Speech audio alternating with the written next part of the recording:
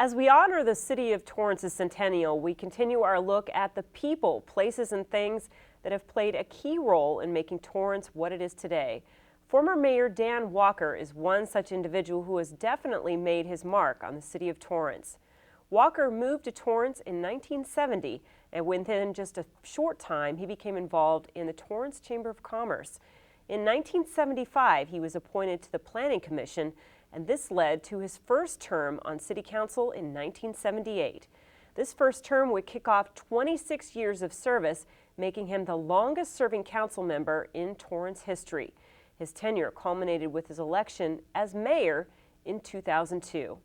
I'm Colleen Farrell. Thanks for joining us. As part of our centennial celebration, we've invited former Mayor Walker to join us today and share his perspective on some of the history he's witnessed in his years of service to the city. Former Mayor Dan Walker, thanks so much for joining us today. Well, it's a pleasure to be here. I know you're no longer living here in the city of Torrance, but you spent many years living here. Take us back and share some perspective on what Torrance was like in the early years and how it's evolved. Well, Torrance always was a great city. It still is. It was a little smaller population-wise, had a little less business, but it had people that cared. It had elected officials that cared, and was just a fine, and still is a fine community to live in. Tell us what it looked like from a cultural and community perspective. It's changed quite a bit in that sense. Actually, if you go back, you've got so many of the same people that are involved in the city working, the commissions. The city staff has had long tenured individuals.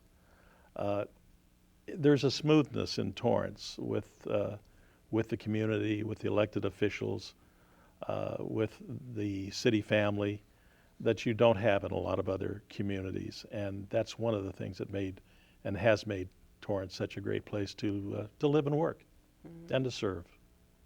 Now you moved here and it was 1970. Tell us about your early life before you came to Torrance and what you were doing before you moved here. I was born and raised in Long Beach. One of the things I wanted to say was I was very, very fortunate to have wonderful, loving parents, a great sister. Went to the Long Beach schools, Jordan High School, Long Beach City College, graduated from Long Beach State.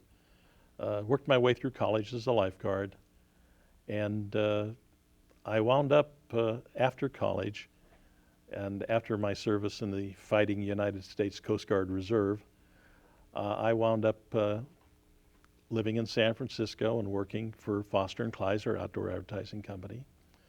Then I wound up living in New York sometime later, and coming back from New York, I went back to work for Foster & Kleiser in their public relations department. And I represented I had about 20 cities to interact with. Torrance was one of the cities, and there was some billboard legislation that the city of Torrance had passed, and they were in the last 6 months of a 5-year abatement for Foster & Kleiser to take down all their billboards. And the company sent me into Torrance to attempt to work some accommodation out with the city.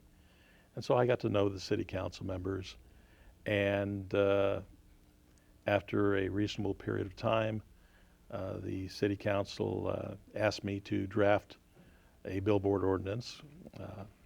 I won't go into all the details, so let's just say it passed the city council and allowed the outdoor advertising industry to remain in the community.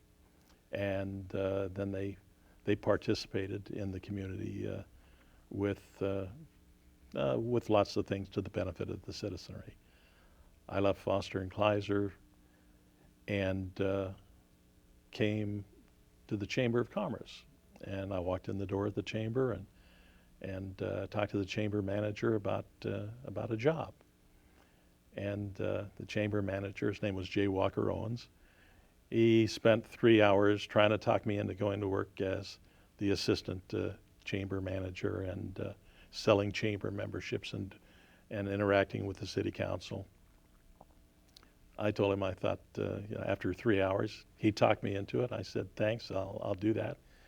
And then he smiled at me and said, well, there are another 7 or 8 people that have applied for the job, and we're going to have a meeting next week to discuss all the candidates, et cetera.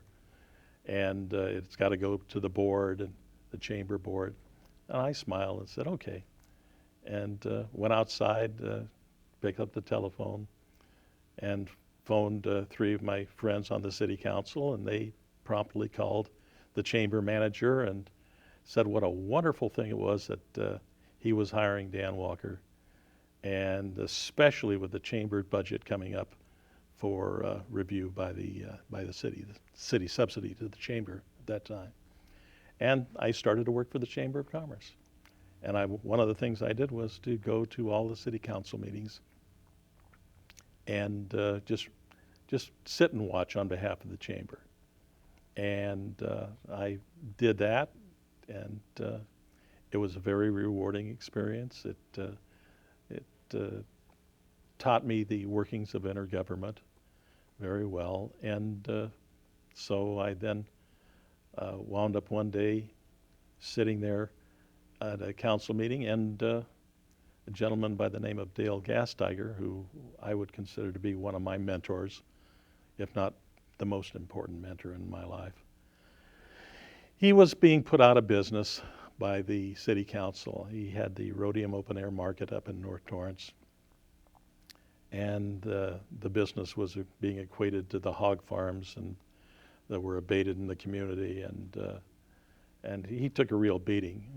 And the bottom line to all of it was that somebody was trying to put him out of business. Somebody from another community was trying to put him out of business and buy his property. And I told him I could help him. I thought I'd sell him a higher chamber membership or something, increase his dues. But anyway, I went, and next thing I knew, I was asked to work for him too.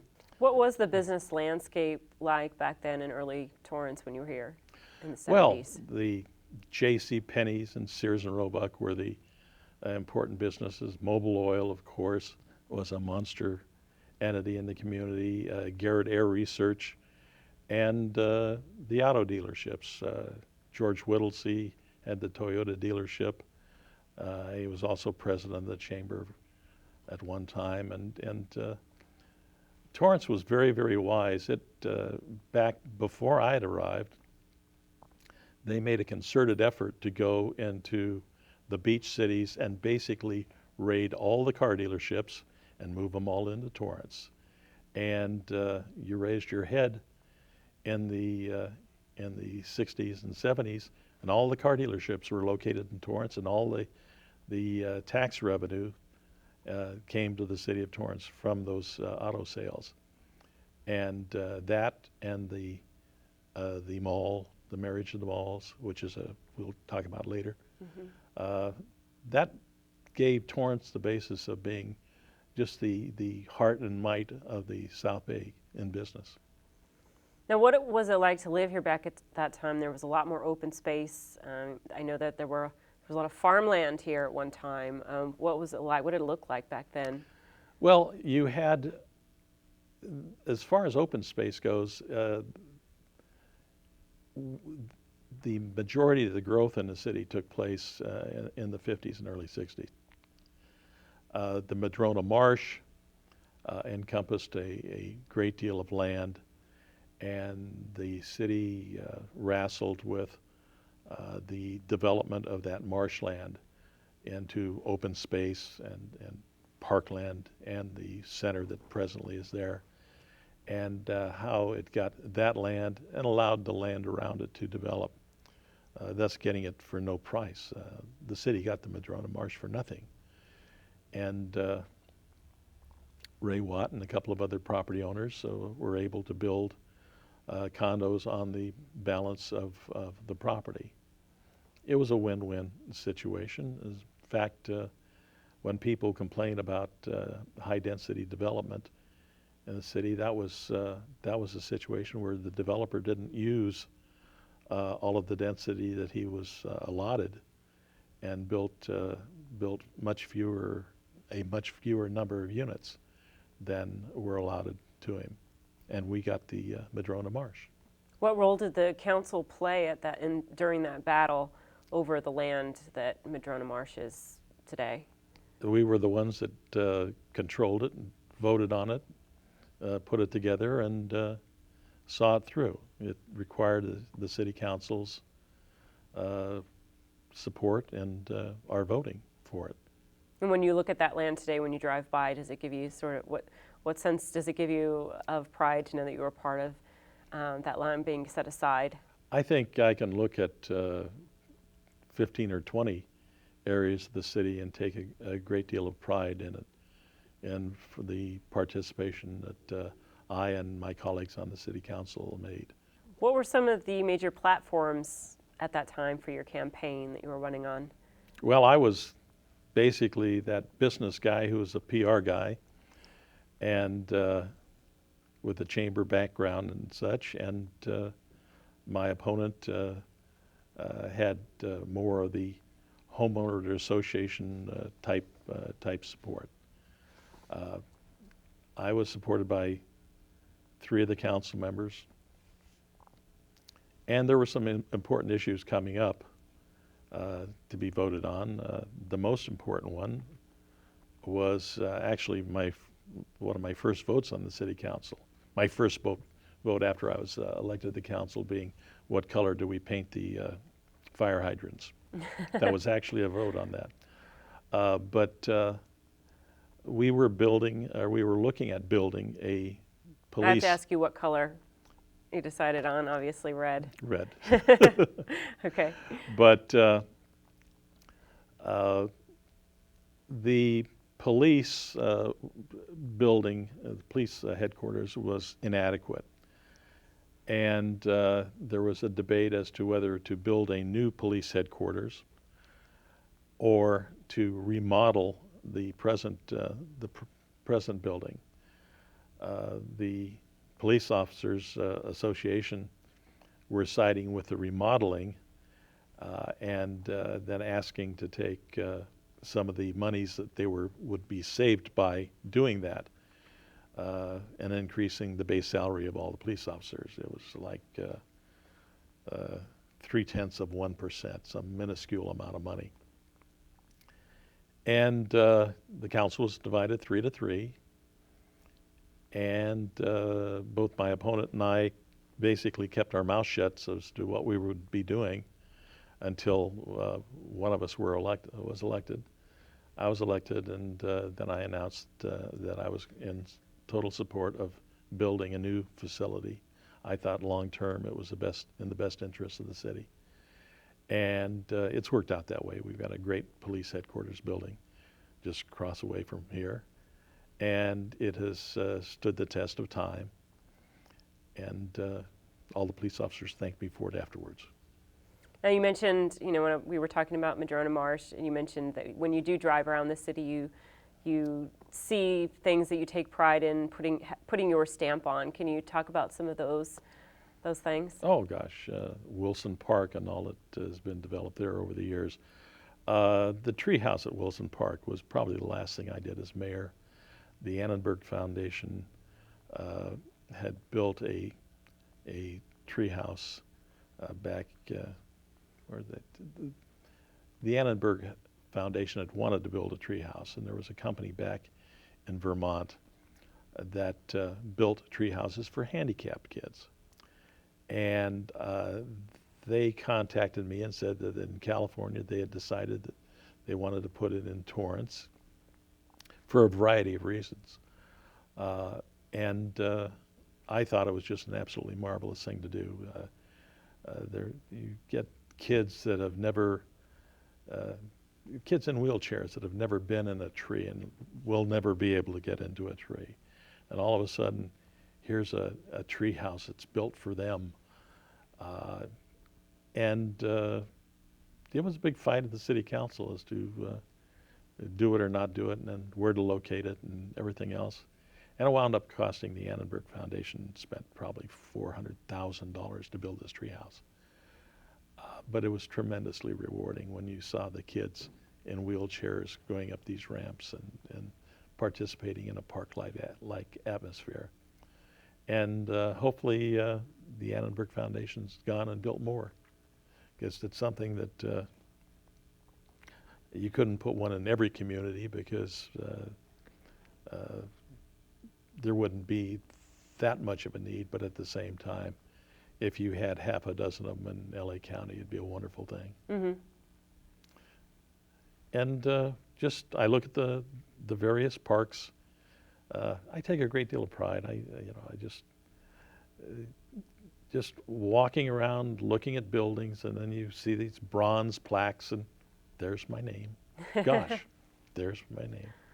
And you think about all the people that you interacted with to achieve that development. The building we're in right now, Stan Remmelmeyer, one of my closest friends.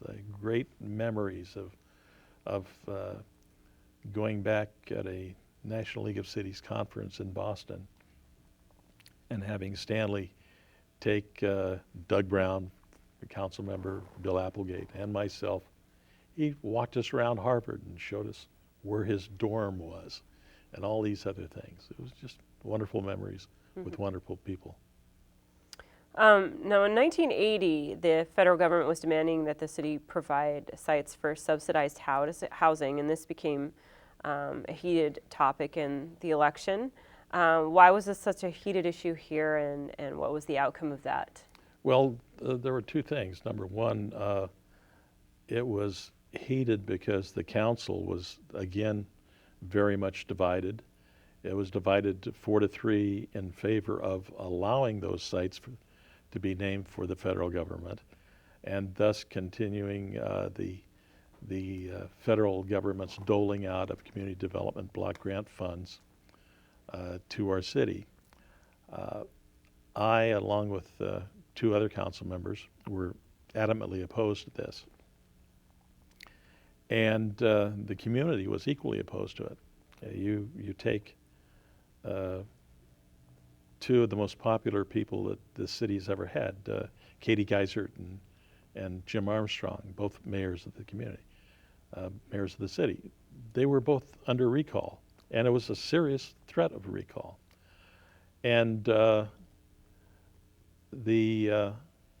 fourth member, Doug Brown, was under recall, and one other person, Don Wilson, was running for city council and thus could not be recalled. Time-wise, it wasn't legal to attempt to recall him. When the election in 1980 took place, I wound up coming in number 1, should have come in number 3. And Don Wilson, who was one of the most popular people in the city and just a wonderful, wonderful human being, and who I campaigned for, as well as the other two individuals that weren't being under recall. We all, campaigned for Don, and he came in a distant third in that race. And that just showed everybody that the citizenry was very, very serious about this. And it didn't take but 20 minutes into the next city council meeting before everybody changed their mind, and we rejected the community development block grant funds and told the federal government no, in no uncertain terms. And it cost the city of Torrance a couple of $1 million a year, but we didn't have some of the massive problems that these types of housing developments have incurred elsewhere. Mm-hmm. And how did that sort of shape the landscape of what Torrance ultimately has developed into? Well, it was a great lesson. At the same time, a guy by the name of Tom Hayden put together a rent control issue in Santa Monica, and that was passed in Santa Monica, and then they were going to come to Torrance, and they had a secret meeting in Redondo Beach, and they started counting noses, Democrats, Republicans on the council, which really in most instances has nothing to do with anything. And Mr. Hayden had put together a couple of 2 or 3 busloads of people that were going to come down to the council meeting and under orals speak in favor of rent control and force this through, and they had it all planned out. And we, as a city, just when it came time for orals at the council meeting, I, along with several of my colleagues, just basically said that we welcome Mr. Hayden to come into our community. We welcome him giving us his opinion on rent control, and we allow everybody to speak, and all the people he brings will be allowed to speak, and then we're simply going to vote against him. And we just did that in public. Nowadays, we wouldn't be able to legally do that because you can't voice that much of an opinion on an issue prior to a public hearing on it. But in those days, it was a little different. We just told him, show up and you're going to lose. Mm-hmm. And he never showed up. The entire thing was scratched. And we started looking at the number of apartments that we had in the city of Torrance and the percentage of apartment dwellers as opposed to homeowners. And from that point forward, the only apartments that have ever been built in Torrance have been senior developments. We've never just let somebody come in and build an apartment complex for rent. We've always felt, and I always commented, that what you wanted was pride of ownership, and that pride of ownership comes from owning that house, owning that condominium, and it can't be replaced by renting. Now, ironically, development was a big issue in your final run for re-election. So how did that come into play? It sounds like you had you really shaped the landscape with development. How did that come into play with that final election? At that time, at that moment, everybody said no more development. We have enough. We've got too much traffic. We've got too much this, too much that. The traffic was a product of more the communities around us than what we were developing here, number one. And it was very interesting that a lot of people at the time that they were screaming about no more development, no more development, had exactly the same voting record that I did. They just forgot votes that they had or said they voted against things that they voted for. And I let it slide and didn't bother to correct anybody. And yeah, it just worked out that way. And no one ever likes to lose their last election. But at the same time, my wife of 30 years, my late wife, passed away just a matter of months after that election. And it just changed my attitude towards a great many things. And so my losing was probably, for me, probably the best thing that could have happened, because my heart wouldn't have been in it, I don't think. And my life has gone in a good direction since then. And I get to go out and visit that frog out in Miramar Park and look out over the ocean. The frog was... Yeah, tell us about the frog. I know that was an interesting contribution to the city. Well, my wife, one day in Carmel, we were just on a little vacation, and she came back and was talking about this frog she had seen. I think about a little frog and just, okay, great. Well, it was a 4-foot-high bronze, 300-pound frog. And she loved it, so we got it.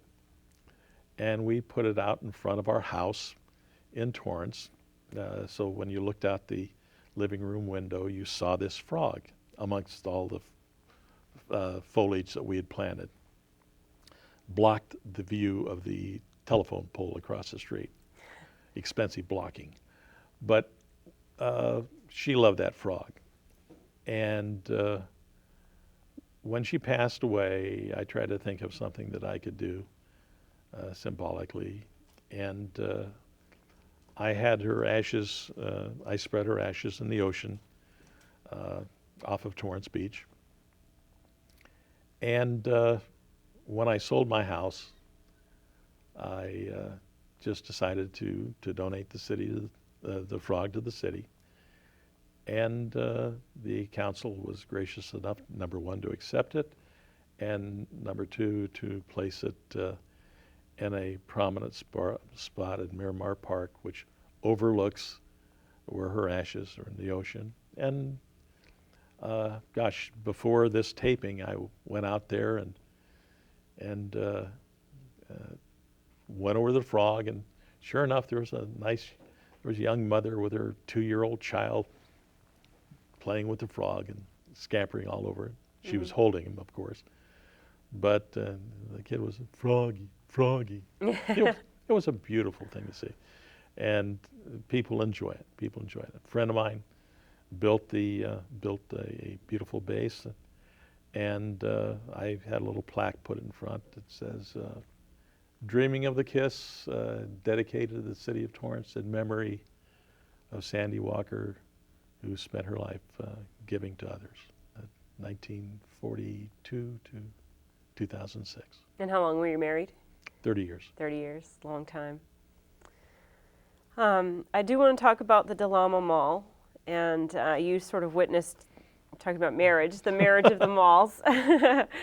Tell me about that development that you've witnessed. It's grown immensely in size to become what it is today. Well, Gil Glazer had the foresight to put together both pieces of property. The mall that was existing that had Sears and Roebuck and J.C. Penney's as the anchor, and on the other side he built Robinson's and Montgomery Ward as that mall. And then years later he looked to join the two together with a bridge over Del Amo Boulevard, over Carson Street, pardon me, and building a parking structure for the replacement of Robinson's. I guess it was, I can't even remember the names of the stores. It was Buffum's. And Bullock's? Bullock's, pardon me. It was Bullock's. Robinson's was to come in. They were to have a new parking structure as part of that development, and the two malls would go together. And it was interesting because it was a good idea, but Gil was having a problem with Great Lakes Properties, who had been in business with him, over a water flood project that was to be located on the corner of Torrance and Madrona. And Gil didn't want the water flood project in, and the water flood project and Great Lakes Properties, this was the Kennedy family, by the way, didn't want Gil to get his marriage to the malls. And so it went back and forth, and it wasn't going to go anywhere, or wasn't going anywhere.